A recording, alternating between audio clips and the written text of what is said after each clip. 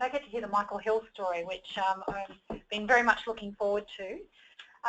Now, first of all, I do have to do a slight apology. We've had some unforeseen circumstances, and unfortunately, Stuart, who was going to be joining us today, has been called into an urgent meeting and is unable to attend. But the good news is that we now get double teamed. So we actually have Louise Morrison and Tony Lump from Michael Hill that are going to be joining us today. So I'll introduce them in just a moment. Just quickly for everybody, those normal housekeeping duties for a webinar. First of all, you are in listen-only mode. That does not mean, though, that you cannot participate. What that means is if you have a question for Louise, Tony or myself, you just need to type that into the chat box that's over in the right-hand side of your control panel. And we will do our best to get to your questions throughout the webinar. We have got a little bit of time at the end of today as well set aside for some of those questions. However, if we get a plethora of questions, if we do unfortunately not get to your question, it's not because we don't want to answer or anything, it just means we're out of time. And what we will do in that instance is I will ensure that we get back to you with an answer as soon as possible after today's webinar. The other question that we always get asked is, are we recording today's webinar? We definitely are. So should you wish to share the webinar with any of your network or your workmates, we'll be able to do that. We'll be sending you through a copy of the recording or access to that within 2 business days of today's webinar. Or if you need to listen to components of the webinar later on, you can do that yourself as well. Okay, so I'd like to introduce you to Louise and Tony. Welcome to Louise and Tony. I tried to put your names both together then. How's that? Thank you. So between the two of you, I'm not going to say how many years of HR experience that actually adds up to, because we put mine in there as well. We're in real trouble. But both of you have a number of years experience in HR and in globalisation and in the retail space. And also a number of years with Michael Hill, so have been a big part of the actual Michael Hill journey from a globalisation perspective. So thank you very much for your time today, and look forward to hearing your story. So let's actually get into it, and if you don't mind, I'd love for you to tell us a little bit about Michael Hill. As much as I know about Michael Hill, let's have a look at what we're going to talk about. So the first thing is we're going to go through what is HR's role in the execution of a globalisation strategy. So with Louise and Tony being group leaders in the HR field here at Michael Hill, I'm sure they'll be able to share with us some exciting stories around that journey. The importance of being not just focused on one thing but everything, so the people, process and the system in globalising. How to balance that local and global culture when you're globalising. Also going to do a little bit at the end around going beyond physical locations. I'm hoping that's intrigued a few people, and I'm sure it will resonate with anybody who's on the line that is actually in the retail space, and how having that connected workforce actually has an impact on your culture and business strategy. So, Michael Hill, can I open it up to the both of you to tell us a little bit about this great company? Well, the company started in 1979, and like most companies, it started with something a little unusual. So Michael and Christine's house burnt to the ground, and they lost everything. The only thing they walked out with was their 2 children and the clothes that all of them were wearing. So Michael started his dream right then and there, which was to start his own business. So we started with a single store in Whangarei, which is a small town 2.5 hours north of Auckland in New Zealand. And from there, we now have over 309 stores. We're in 4 countries. We've just opened 3. Wow. So that's pretty much us. So I've got there 296 popped in. There's been a few more, yeah, there's been a few more. Which is fantastic. And those 2,400 employees are global, so it's a close number? Yeah, I'd say 20. Yeah, definitely. obviously the majority down here in Australia and New Zealand, but we are rapidly growing throughout Canada, so that's probably going to be our next biggest employee base. Fantastic. Okay, so with going global, I'm sure there's a number of different challenges and such that yourselves would have faced. So I've popped a couple of items there on the slide as normal to try to keep us on track. But if you'd like to tell us a little bit about why globalise, I suppose first of all. Yeah, well, the 1,000 stores, pretty much, as an organisation, we sort of came to a precipice of what we decided to do, and the decision at the time was, do we sit in Australia and New Zealand and have a saturated market, or do we look externally? So at the time, Michael and the board had the audacious goal to open 1,000 stores, and originally that was in 20 years, and that still is the foundation of everything that we're currently doing. We're a growth organisation, we are looking to expand, but we do it in a very safe way. So we don't go and acquire large organisations to increase store number, as some of our other colleagues do. We predominantly look at growing from within, so we will open a country by region, by a cluster of stores, and then we'll grow it that way, and that's how we've done it pretty much for the past 36 years. Wow. And so Canada first, was it? Yeah. Yeah. So why Canada? Well, New Zealand first, then Australia, and then Canada was the first global international market that we moved in from here. So Tony can probably talk more about it, being that he was in the business at the time and went to Canada. Yeah, so when we opened Canada, we chose Canada for a couple of reasons. The first reason we chose Canada was that it was the closest in what we believed to be demographic to the Australian market. So we were looking at something that replicated Brisbane. That was our first foray into Australia when we opened here.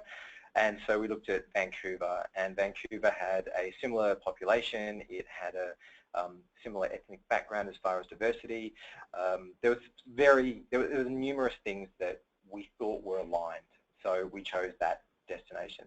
We also looked at other companies that had chosen Canada first, and Baker's Delight had chosen Canada, and Flight Centre had chosen Canada. So we share a lot of information with Flight Centre. We learn a lot from them, they learn a lot from us, and so we jumped on board, and Emma Hill, who is Michael and Christine's daughter, went and opened Canada. And it was quite the learning curve. Yeah. We sent, I think initially we sent over a few core employees from our head office here in Australia and some from the retail business as well, some store managers to start up the business over there initially. And yeah, I think we had initially 5 stores, was it, Tony? We started with 5, so we sent over, I think if I remember, we sent over a CFO, we sent over a head of distribution, and then we sent 5 retailers to join Emma in establishing, and they opened in very quick succession a number of stores, and it was the complete opposite of everything we thought would happen. So when we opened a store in Australia and New Zealand, we had generally people lined up out of the store, down the street. Wow. Yeah, there were no lines. There was nothing really, because we had no brand presence. No one knew who we were. It literally was like a startup, essentially, and that's where we had to move our thought processes to. Was we weren't an international player for the purpose of this. We were a startup, and no one knew anything about us, and everything that we thought we knew was not true. Okay, so great learning experience then, I suspect. Yeah, absolutely. On many levels. Yes. On many levels. And so we've also got GFC there, so the global financial crisis. What was the impact of that with your globalisation strategy? That was a bit of a disaster, because that was when we actually entered America. So we also trialled acquisitions, because what probably many people don't know is that in the retail sphere, leasing a site in Canada and the US, they're 10-year leases. So they don't come up very often. They're very far and few between. And if you don't have any presence, when someone folds, you're not the first person they think of to take a site. So you just become one of the names on a list.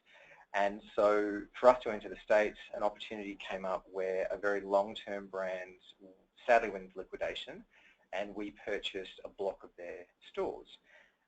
We bought 17, and that was in Chicago. So we bought a block essentially to buy real estate. We got some wonderful people with it, but we essentially bought real estate. Pretty much the minute the deal was done, the GFC hit. Right, a week later actually. Yeah, it was exactly 1 week later after the funds had been transferred and ownership became, we were hit with the GFC. So as a result, you know, everything we thought, again, was out the window, and we then had to deal with a folding economy, 17 new stores in an environment we knew nothing about, and the American retail landscape, again, is totally different to the Canadian landscape, which is different to the Australian New Zealand landscape. So we went through another learning curve, and all the things we learned in Canada were not transferable to America. They're completely different. And one of the other things from a brand perspective that was a major challenge for us is when we went into Canada, we were very unknown, but when you come into the States, they have jewellers there that have been around for hundreds of years, so they're like family brands that people trust and know, and we were nobodies. We were just this little nice looking little shop, but nobody knew who we were, and it was a real struggle for us to get our brand out there, to get people to shop with us, but also to find people that wanted to work with us as well. Because that is the flip side, isn't it? It's you know, you might, if you've got brand presence, that makes it easier for you to actually attract employees. Yeah. Without that brand presence. So do you mind talking us a little bit about the challenges of attracting staff then? Yeah, I think the biggest struggle for us was that it comes back to that brand recognition. We were able to sell a lovely dream because we have a really good employee value proposition as far as all the offerings that we give our team. So, you know, we've got training, we've got benefits, we have everything you would ever want. But unless you actually have a brand presence to back it up, it doesn't mean anything. And that's what we found with our first lot of employees. They would be really excited, but then when push come to shove and they actually had to sign the contract to say they'd come on board, there was nowhere to be seen. So we had to really work hard, and sort of Lou then got involved with that, and we had to look at other ways to get people involved. It was difficult. When we acquired the shops from the company that we purchased, we got all of their staff, and a lot of staff did stay with us, but a lot of staff still chose to move on. And one of the things was, I suppose, that we still were learning. Well, we didn't know going into the US things. We knew about medical plans that would be an attraction to employees, but we didn't know how different they would be to how they are in Canada. We didn't know what the employees were looking for. For them, that's a major part of the employee offer as well. Yeah. And one of the things that we struggled with was we tried to replicate the system that the previous company had in play for the employees. So there was minimal change and disruption for them in terms of the employee offer and their entire salary package. But it was to our detriment in the end, because their package supplied to them by the supplier was for an employee base of 2,000 plus employees. We had 80 or less than 80, yeah. I think. Right. So it was very costly for us in the end. We had, you know, only a small amount of people joining this medical plan, and it was very challenging. So. But one of the other interesting parts were that we assumed that a lot of the benefits that we take for granted in Australia and New Zealand, they would want, and one of those big ones was annual leave. So, you know, in the States they have 1 week of annual leave a year. In Canada, depending where you work, it's 2. And we went, hey, let's give them 4. Yeah. And we couldn't work out. How can you only have 1 week's annual leave? Right, you must get very tired. But we couldn't work out why that wasn't exciting to them. They didn't see the benefits. They wanted other things, and so we were pushing this idea of work-life balance. You get, you know, no one else is offering this, and what we didn't know and what we couldn't work out is no one actually cared. It was not important to them. They wanted other things. Yeah. And it just took a long time to work it out. Yeah, it did actually. It was probably about, I hate to say it, but probably 5 years into being in Canada that we decided to shift back to the provincial legislation, which was what the normal was across all what normal businesses would offer their employees. So we made that change probably 5 years into operating up there, and really started to focus on things that were important to them, so their medical benefits, what that meant for them, their partners, that sort of stuff. So, yeah. And so did you have any, if you changed them, so you made this great proposition to people to say, hey, you get something very different from a New Zealand Australian organisation, 4 weeks leave. 5 years in, you've got employees, I suspect, that have been with you for that period. Yeah. We're now going to change that to something different. Was there any? So what we did was we chose to phase it out. So for the existing or the long-term employees that were with us from the start, we honoured those agreements that we made with them. Yeah. And then as they turned over, the new employees would come in and they'd be on the new employment contracts that we had with the new conditions. So, yeah. So for them, it was nothing unusual because it was the same as what they were used to in the local and cultural experience. But for us, it's still, I suppose, for us being here in Australia, it's still very shocking. Why wouldn't you want 4 weeks? It's just bizarre. That sounds like that's really resonated with you, Tony. Well, the thing is, like, you know, our managers and our teams work incredibly hard. You know, Lou and I both worked on the floor before we moved to head office, and we understand how hard they work. And in the States and in Canada, some of them do 60 hours a week because that's what they want to do. And when you're working those types of hours, at what point do you recharge? Where can you get it? So it still is bizarre to us that you wouldn't want something that allows you to do that and get paid for it. Yeah. So that's one of the... It's not uncommon for you know, employees in the States to have multiple jobs as well. So they'll finish shifts with us and they'll go to another business and do that, and you know, they could be working a lot of hours that we don't even know about. So, so yeah. Yeah, so I suppose then in that instance, if I have 4 weeks leave, I'm not going to be, you know, I could take it with you if you were my only employer, but if I'm employed 2 or 3 times, and especially when you came about with the GFC, I suspect then people were trying to hold on to as much work as they possibly could because they didn't know what was going to happen next week. Yeah. And you were being considered a start-up there as well, so it was like, yep, I can sign up with you guys, but you're going to survive this as well. Correct. You know, we think about what is the first thing when an organisation goes through a tough time they cut, and Tony, that's your budget, it's the learning and development budget. Yeah, that's the first go. Yeah. But when it comes to, you know, us as individuals and what do we, our income that we don't spend if times get tough, I think jewellery might be on that list, unfortunately. It is, and we were very aware of that, and that, funnily enough, you know, yes, our budgets were cut, but we then purposely reshifted some of those budgets so that we would show to the teams that we were interested in their development or interested in their long-term careers, and we were stable. Because with America, it's so large, yet they're very insular. And it doesn't matter. Like, for them, it's, oh, all right, so you're from where? And you got, how many, oh, really? And it's very strange. So for us, it was important to try and do more during that period with the people. And I think for Lou and I don't know how many months we ended up spending in the States and Canada during all of that time, but I couldn't even count how many weeks we were there. But during that time, the purpose was, let's make it stable, let's make them feel secure, let's ensure that you understand we are a global organisation, and even though it is tough here, we have other markets who are actually doing okay and we will be fine, you do not need to worry. And we still posted great profits and those types of things, but it's still scary for the people on the ground. Yeah, I can understand that. Thank you for that. So the other component then, when I first started talking to Stuart in particular about you globalising, I started doing the research like I normally do for these to go, you know, so what is out there? What would have helped you guys actually through this? Found lots of tips, and everyone who can't see me, I'm doing the little inverted commas with my hand.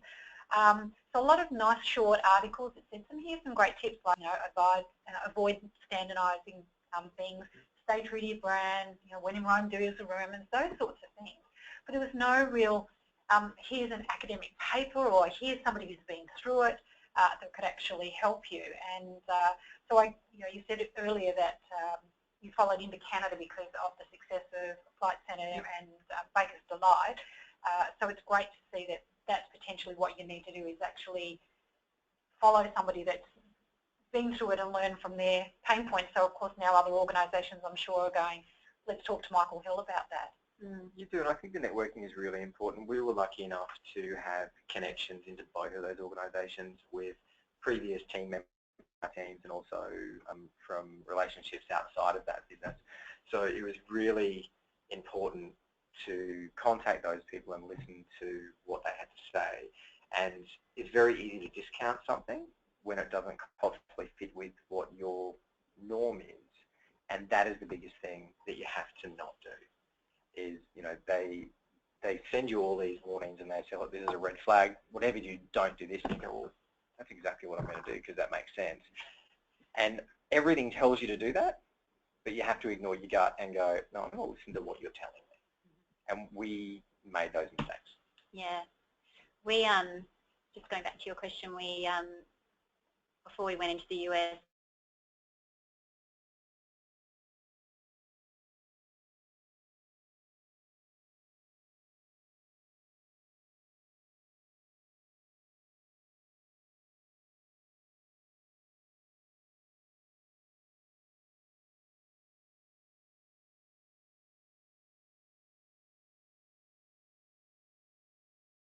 so that was great. With regard to the other stuff, we as a business, I suppose, like to, in order to maintain our underlying culture, I suppose, is we like to apply, in some instances, a blanket approach to things across the different countries. So what's been successful here, we might you know, trial something in New Zealand. We have success with that. We'll try it in Australia in a bigger area, and then we'll try it up in North America. And we've come unstuck a few times trying to do that. I think culturally, it's we've had issues with just the language that we use sometimes up there. They just don't. Sometimes it's like an awkward date where you just can't. I don't know. You just can't make that connection. They have no idea what we're trying to say to them, even though we both speak English. You do have those challenges. So words that we use mean different things to them. So one of the things that we had was when we were advertising for positions in our stores, we call our salespeople sales professionals. In the US and Canada, it means something a bit yuck to them up there. So we had to change the wording and make it sales associates. They knew what that meant. For our executives in the US and Canada, we call them retail general managers here in Australia and New Zealand, and in North America, to them it's like they're like a shop level manager. Right. So when they're networking and going out to build relationships with other people, or they're meeting with legal partners that we might partner with from industrial relations things perspectives, they'd be saying, hi, I'm Darcy, the retail general manager, and they'd be like, oh, okay, you don't really have the authority to make decisions on these sorts of things. So they had to rename themselves president, which they thought was pretty cool. So it was just things like that were different too, little nuances like that. And so that creates challenges for your recruiting team, because I suspect that would have also difficult brands not known, and then you're advertising jobs that look like what? And then we weren't sure what job boards to advertise through as well, so that was a real learning experience for us, trying to find the right, like I think sometimes we try Craigslist of all things as well, which is, I don't know if you guys are familiar with that in North America, but you can buy pretty much anything on Craigslist, and we advertise roles on there. We used to predominantly use Workopolis, but then we learned of Career Builder and all of these other things, so it was constantly evolving and learning where the best places were to find. And the funny part is you just can't learn that by yourself. No. You actually have to partner with people in the field, but then you have to partner with someone who's culturally aligned to you. And without that cultural alignment, you just miss so much information. And we spent 5 years wasting time trying to find what was right. We survived, funnily enough. We survived. And now we have a market presence. We have a huge brand in Canada, and we're offered the leases that don't come up very often. But it was a very long journey to get there. So that networking with those that have done it before, networking with people like yourself is critical almost for any New Zealand or Australian company thinking, or even Asian companies potentially thinking of branching out. Absolutely, but also finding organisations in the market that specialise in some of the things you're trying to do, which isn't necessarily the norm here. But over there are specific organisations that do certain things, and some of them are tiny, tiny businesses. But once you find those ones, everything just becomes so much easier and simpler.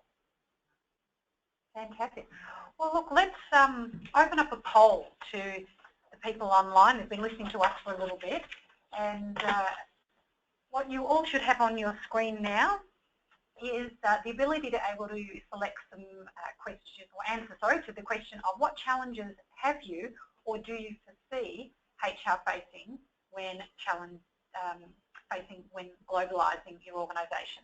So we've got there things like maintaining a proven culture, recruiting the right leaders, knowing the local legislation, employment brand recognition, so everything that Tony and Louise have been talking to us about, and maybe all of the above. So we'll just give everybody a couple of seconds or so to answer those. And while they are, we've had a couple of questions come through. So if you don't mind, I might just pose at least one of those now to the two of you. The question is, how or who helped you identify local employment traits or laws? We initially did a lot of research ourselves online first, and then when we went into Chicago, when we acquired the stores up in Chicago, we took on one of their senior retail leaders as well. So he acted as I guess what we would call regional manager in our stores. So he oversaw all of the stores, and he put us in touch with a lot of contacts. So he put us in touch with a legal partner over there who helped us with all of our employment law stuff. So they helped us create our employment contracts, talk to us about at-will employment versus other things that we were unfamiliar to us, but sort of familiar from our experience in Canada, but again, it was different. We had them review all of our policies that we have. They updated us on legislative requirements that we weren't aware of as well, so things that we absolutely had to embed in our stores first and make sure that were there, all that sort of stuff. So that was great, and we still partner with them today. We just connected straight away. We had a partner there that was very good with us and helped us through a lot of different things, so we still work closely with them now. Fantastic. So forged a great partnership with them by the sounds of it. Yeah, and the same in Canada actually. We had, we've only just recently changed our legal partners up there to a firm based in Toronto, which is where our mini satellite office is up there. So just more convenient for our guys to be more localised. Great, thank you. Well, it looks like everybody's had a chance to open, so we're going to close that poll off and then share the results. And so what we've actually got is what I thought might happen. Nearly everyone, 83%, have actually come back with all of the above. So everyone has actually recognised with that. We then have a dead heat for second, which is maintaining the proven culture and then recruiting the right leaders. So then next came the knowing the local legislation, and then 8% have come in with the employment brand recognition. So that I suppose after hearing you, it's not surprising that people are saying all of the above there is their most popular. Does that surprise you at all? No. No. No, all of it's hard. I think for us, probably the main thing initially was maintaining the culture, but it turned out being really the brand recognition, which was the biggest hurdle for us, I think. It was, and I think, one of the things that we did that did help with that was we actually invested advertising money. You can't invest into TV over there when you've got 165 stations. You can't invest in radio. You can't invest in so many things. So we actually invested in physical locations. So in the centres where we were, we would take a section above the front door.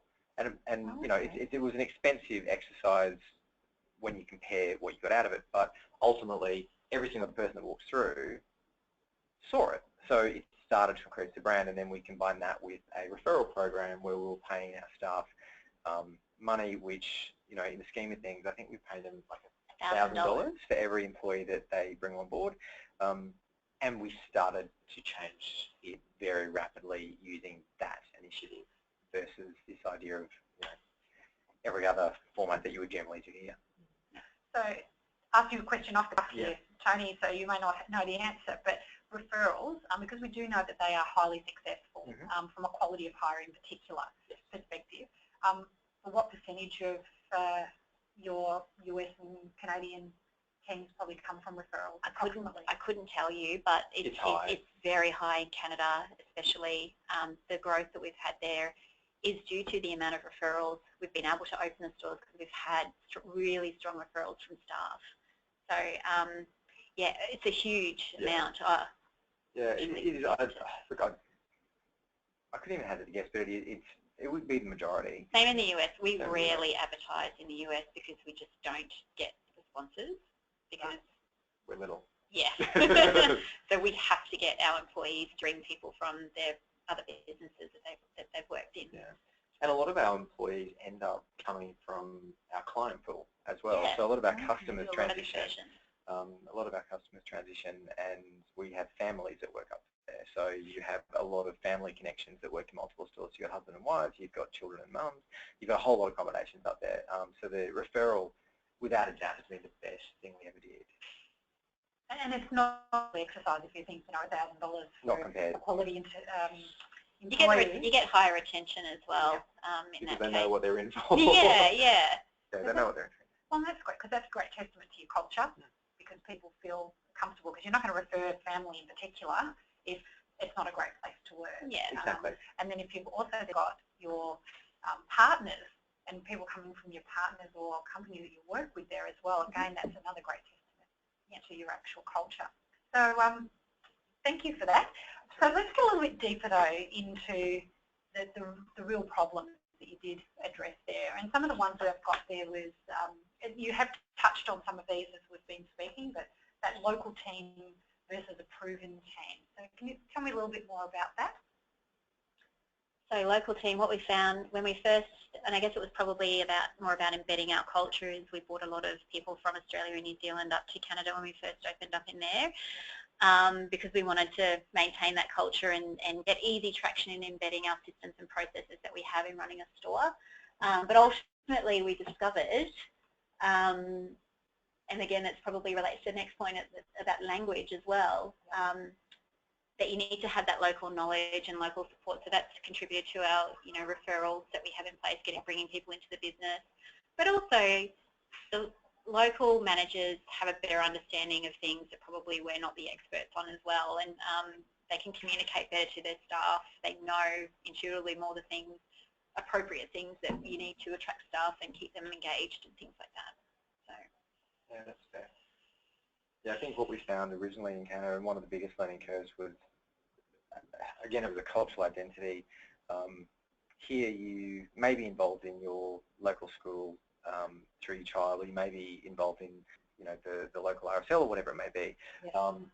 But it doesn't actually impact on your business. Up there, it does.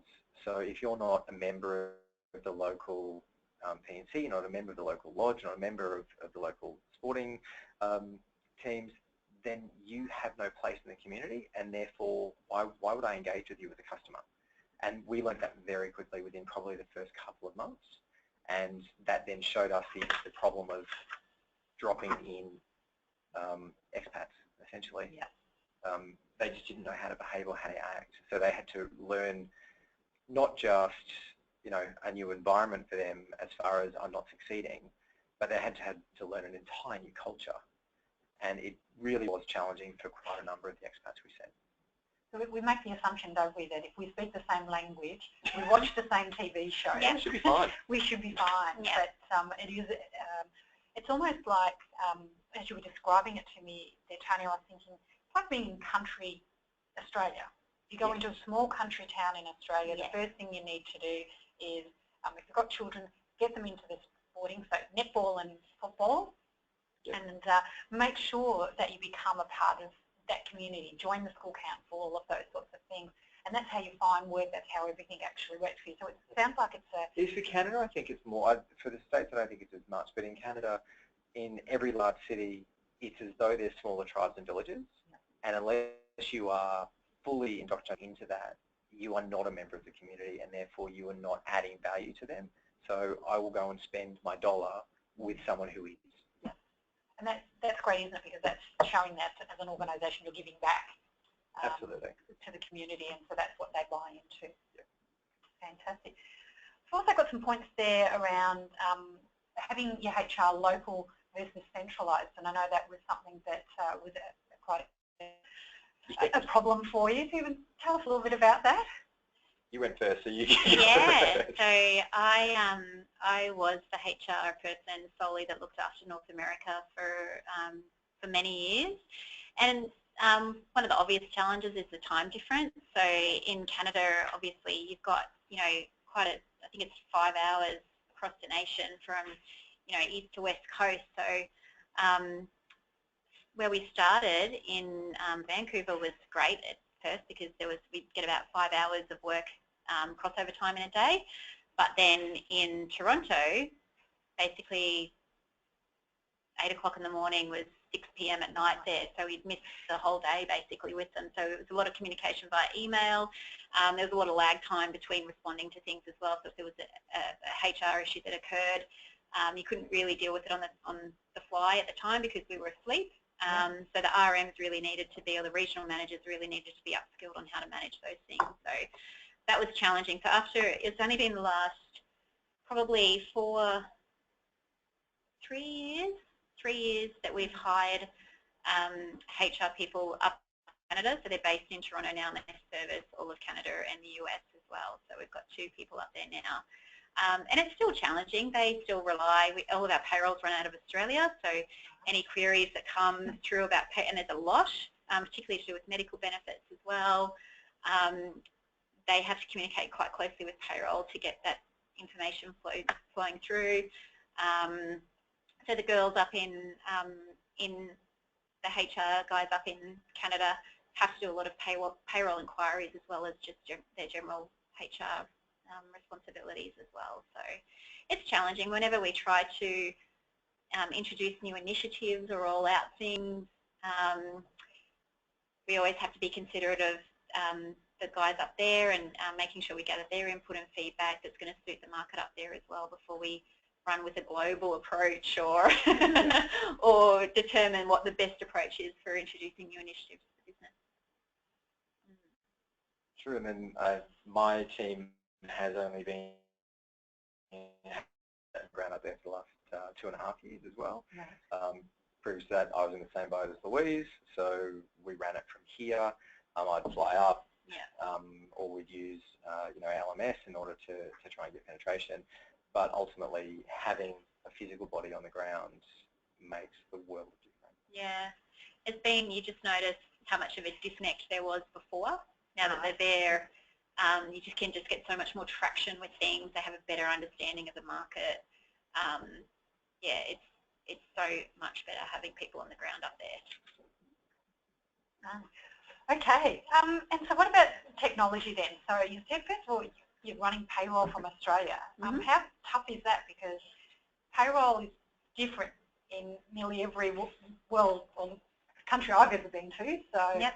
It is tough. I mean, our payroll manager, Chris, is awesome, and so is her team. But they're running 3 separate systems, I think. Yeah. 3 separate systems. A lot of it is double keying at the moment, and all of that then gets fed into another system that's here. So it is challenging, particularly when there's changes to the systems that we use. The guys have to get on webinars and training sessions, often very, very early in the morning, and then they'll do 4 hours on that, and then they'll rock up to the office to start their day. So that is very challenging, and keeping up to speed with changes, I think, is challenging. Yeah. Yeah, I remember when we first opened in the US, Chris and I went up and did a crash course in payroll over there, and I guess the reason that we have there's so many different payroll systems operating at the moment is there are legal requirements in terms of reporting out of the American payroll that our current systems can't provide. So that's why we need to have the different ones at the moment. So we are looking at consolidating and bringing everything into one system. But that's a big project, so we're still working through what's the best option there. Yeah. So what about from a talent management perspective? Talent management that's a big one for us, and I think that's probably something that most organisations face. It's not just about how you measure them and how you get a singular view of them, but it's also about how you develop them. So the more that you can put on one platform that drives what you need, I think the better it is for an organisation. So we're currently looking, or we have looked at PageUp's talent module. We just are currently doing onboarding first. So until we do the onboarding piece first, we're not prepared to move to that one. But we have a centralised LMS that at least allows us to have a singular view of how people are tracking through their development and hence through their career. Louise worked with one of our other OD and culture heads to produce a talent committee to help that piece as well. So we've had to do add-on activities in an attempt to get a singular view. Right. We're not great at it. I don't think anyone truly is, but we're getting better and better and better. It's evolving. It is evolving, definitely, and technology does play an enormous role in it. If you can find the right solution, and the right solution is one that works with your culture and also with what your people are willing or not willing to do. It's not just about what a system can provide. There has to be that other piece. And so for us, it's still a journey, but it's one we have to tackle, and it's one we actually have to conquer. I guess that's where the PageUp recruitment module's been so great for us. I mean, we have a recruiter based in New Zealand, we have 2 in Canada that serves North America, and then we have our team here in Australia as well. So when any of the guys go on leave, leave, in the US as well. We do have one in the US, sorry, I forgot that. Sorry, Maureen. Apologies. So when any of the guys go on leave, it's really, really simple for anyone in any of the other countries to pick up where they're at in terms of candidate management through the recruitment process. So yeah, it's so, as I said earlier, it's just so user-friendly, the system, that it enables us to be able to do that when people are on leave, so it's brilliant. I think the big thing with talent is, most people are looking at what comes out at the end. They don't start at the beginning, and unless you can actually get people into the pipeline to start with, you can't actually produce anyone at the end. So that's where PageUp, as Lou said, has greatly assisted us to actually filter through and find candidates. Yeah. And work with the differences of those different country requirements and such from that. So that's great that we've been able to help you along the journey. So let's have a bit of a chat then about what some of the things that you actually did do. So we have touched on, as always, as we get into a conversation, we do touch on these sorts of things along the way, but it's nice for us to clearly articulate this for those on the line. So what sort of research were you able to do in showing now we've got these challenges, we've got these issues we need to address? Can you remember where you went to for that help? And well, we met with Pumpkin Patch. We did a lot of consulting with Flight Centre and some other retailers that had gone international first. We did a lot of Googling. Yep. I remember distinctly going to a bookstore in Chicago the day that I landed, trying to find a book on local legislation and employment contracts and things like that initially, to do some of our own research before we were able to find and establish a relationship with a local legal team that could support us. We also walked the streets, and that doesn't sound very good, but we actually walked the streets looking for retailers that we knew who were multinational, and we attempted to find contact points within them. Right. It was very difficult and it was very hard, and generally you got nothing.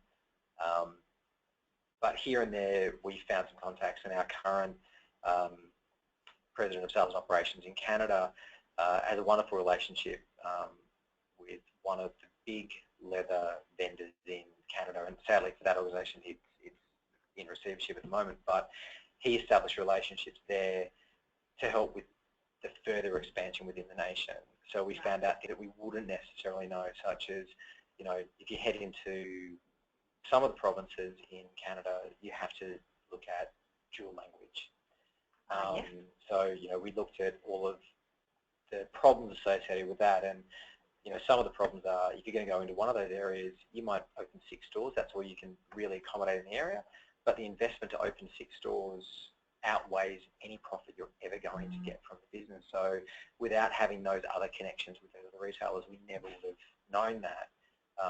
And again, we would have gone through another trial. So we have eliminated a lot of errors through relationships.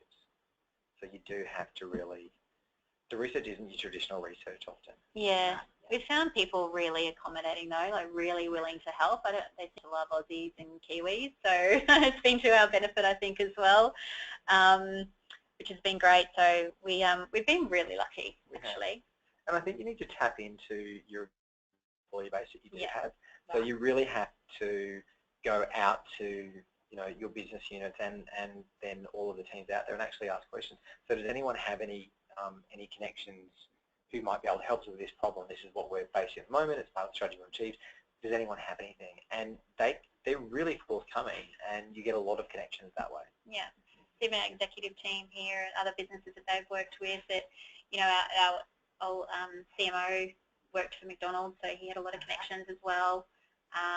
Our current CEO worked for Forever New, so we had lots of connections there. So we're getting information, and I think that's what an organisation has to do. You have to go out of your comfort zone. You have to reach out to others and be prepared for a lot of non-response. And then it's a lot of trial and error. Yeah. So the word relationship and partnership comes up an awful lot in your story here, where I suppose a lot of people think they're isolated when they think of retail, and they think of just the part of retail they're in. So I'm retailing jewellery, so I need to be very, keep to that, and they be the only people I talk to. But what I'm hearing here is that you've recognised that, especially when you're globalising, it's a common experience that no matter what part of retail you're in, you can learn from that story. You do, and I think you need to go outside of your own industry, or you need to go to ones that are there's a link. So, we looked at service orientation, we looked at food industry, we looked at all those different places to try and find connections who could give us information. So you have to look further than what you expect. Magnificent. So, and I've got the last point there, is that try and learn, which came out actually when I was talking to Stuart quite a bit. He kept saying, we just kept trying and we'd learn from it. We'd try again and we'd learn. And it sounds like you're still doing that now, years later. Never changes. So this, I think, moving into the US for us has been quite an eye-opener. We've learnt so much from it. It's actually improved the way we operate globally as well in some aspects. So, you shouldn't be afraid of it. It can bring great benefits. Yeah, and what looks like a loss on a P&L may actually not be. Right. So we've learnt a lot and gained massive things out of the US. And as a result, I think we're up to 10 stores there. They're doing okay. They're not necessarily hitting the profit benchmarks that you would expect from any of the other nations at this point, but the ideas that have come from them have generated millions and millions and millions of dollars across the other nations. So you have to look at balancing, what I potentially would lose there on paper, what am I going to gain from it? And you have to be brave. Love brave. You've got to be brave. Or a little silly, one or the other. A combination of both, maybe. I think so. Sounds like. So just to keep us moving, because I'm resident of the actual time. So you have talked a lot to the learnings that you've had from those challenges along the way, and thank you for actually being so open with us today around those challenges and what you have learned and what you're doing differently. Is there anything else you'd like to add based on the actual... Look, I think the biggest one, and sort of one of Stuart's points, is don't trust what works here will work there. You have to actually be prepared to challenge what you believe success looks like. And what works in your home market will not actually work in the market you're going into. And you have to be prepared for that failure, and you have to have contingency straight away. And if you don't, then you're not going to succeed, or it will take an enormous amount of time. Okay, would you like to add anything to that? I was just going to say, the other point on there, suppliers that we've got here is it's been really important for us, and we've had the best success when we've partnered with suppliers that culturally align with us too. So it's been really important for us to find that common ground with them, and a company that really truly understands what we're trying to achieve and what our struggles are. Great, thank you for sharing that. So let's quickly pop back to our audience again, and we've got another poll for you. So we're just going to launch that off for you to be able to enter your responses here. So when is your organisation going global? So some of you will say you already are, and maybe today was just to hear somebody else's perspective and story around that, that you've already commenced it. So you're here to hear, what could I be doing differently? Or you've actually got a plan for it in the next 6 to 12 months. So today's a little bit of your prep, so your research, or you're not sure, and that's fine as well. So, and also it could be that it's not on your current agenda, but for you personally, maybe this is something you want to make sure you've got some understanding of, because it'll help you in your career. So while we get you completing those answers for us, let's try one more question. And nice, interesting one, I think, here. Did you find any real cultural differences between Canada and the USA? Because a lot of people make the assumption, and I know that it's the wrong assumption, that them being so close, they're very similar. So, they're not similar. Yeah. They are different planets. That is the easiest way to describe it. They are different planets. Yes. In a good way, not in a bad way, but they are different. There is, the only commonality is the fact that you have similar languages. Yeah. Other than that, they are culturally different. Their work, how they choose to look at their roles and their positions are different. For us in retail, for jewellery, it's, in the States, it is a career. Retail is a career. You enter it knowing it's a career. You enter it knowing you're going to be there forever. You enter it knowing that you will work through all of these different organisations, and you'll probably go around them. Yep. In Canada, it's not as fierce as that. It's you're still selling the dream as a career, whereas Australia and New Zealand, retail most is the job that you get when you can't get another job. No. And then you find out you can earn lots and lots of money, and then suddenly, oh, here's my career. But they're very different. Yeah. Really different. Yeah. It's great though. They're a lot more, it's going to sound bad probably, but a lot more professional in their approach. That sounds terrible the way I'm saying that. Help me out here, Tony. Basically, they look at everything they do as it's a milestone achievement. Yeah. Whereas I think for a lot of the Australians and New Zealanders, it's, oh, well, I've come to work, I've done what I need to do. I don't need to push, I don't need to go beyond what the role is or what my job expectation is. For Canadians and Americans, it's about competition. I'm in competition with others who will take my job, so I have to do more and more and more and more to prove that I am so valuable. And I think we've got the luxury here that you don't necessarily have to play that game. Okay, that's a big difference between the two. So let's quickly show those results to everybody. So what we've ended up with is that a lot of you are already commenced the journey, and it's ongoing, so it's 50%. We've got about 38% that already are on the journey as well, and then the next one was unknown. So as I said, that's fine. Hopefully what you've learned from today is if you should start that journey, we've got some great tips from the team here to actually move on there. Now I'm very, very aware of time. I'm getting the time Nazi shaking at me here. So just really quickly, we did say in our introduction that one of the things we were going to talk about is around that other space that is retail, and that is the online retail market. So the online retail sits with me. They work with my team. Predominantly, there are many organisations who are already global that just don't know it. Yeah. So there are markets that we would never or could never physically open a bricks and mortar presence in, but we can enter through online. So the challenge there is making sure that your online presence for that market is specifically cultural. You need to do lots of research looking at the other e-platforms that are out there in those spaces, and that's how you can start to get a global presence. you don't have to have bricks and mortar. You really don't. And I suppose that's then challenging your 1,000 stores. It does challenge the model. It's what does that look like? So for us, you know, what does our e-commerce represent? It represents either a country or a business. So effectively, that could be our fifth country if you wanted to say that.